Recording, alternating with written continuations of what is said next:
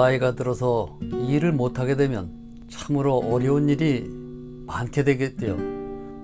오늘 어느 뉴스를 보다가 전주에서 자기의 장모님이 서울 광화문 집회에 참석을 했는데 5만 원인가 받았다는 그런 내용이 있었습니다. 문득 생각이 났습니다. 제가 작년 11월 지하철을 탔을 때의 기억입니다. 연세가 지긋하신 두 분이 제 옆에 있었습니다. 그분들 역시 돈을 5만 원씩 받고 광화문에 가시던 중이라고 했습니다. 그런데 그분들이 하시는 말씀이 참 서글펐습니다. 이런 데라도 이렇게 다니지 않으면 자기의 수입은 하나도 없다. 그 두 분은 그렇게 단짝이 되어서 이곳저곳 집회를 하는 곳에 다니신다고 한탄을 했습니다. 그분들이 다니시던 집회는 주로 태극기를 들고 소위 말하는 태극기 집회를 자주 다닌다고 했습니다. 돈이 없어 서러운데 그나마 돈 5만 원씩을 주는 곳이 있어서 다행이다. 그래도 이런 곳이라도 있어서 돈이 생기니 그나마도 고맙다, 이런 말씀을 했습니다.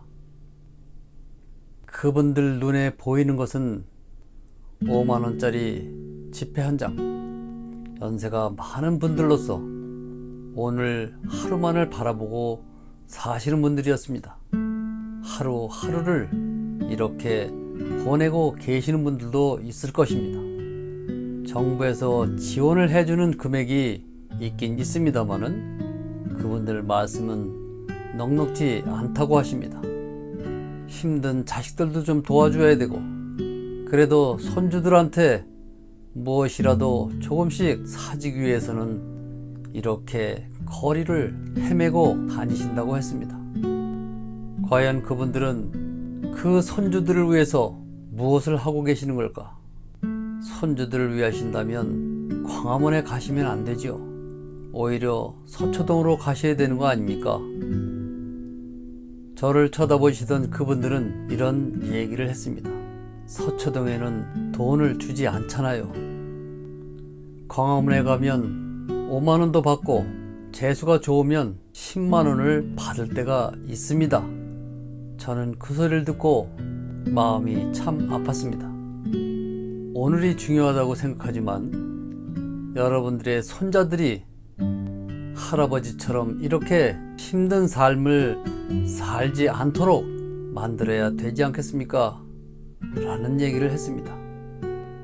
그분들 말씀은 그것은 잘 알지만 오늘 당장 돈이 생기니 어쩔 수 없이 간다고 얘기를 하셨습니다. 과연 이 나라를 걱정을 하고 우리 자손들의 미래를 걱정하면서 광화문을 가시는 분이 과연 몇이나 되실까? 오늘 문득 지하철에서 만난 할아버지 두 분 생각이 났습니다. 뒤에 짊어진 가방 속에는 돌돌 말린 태극기가 꽂혀 있었습니다.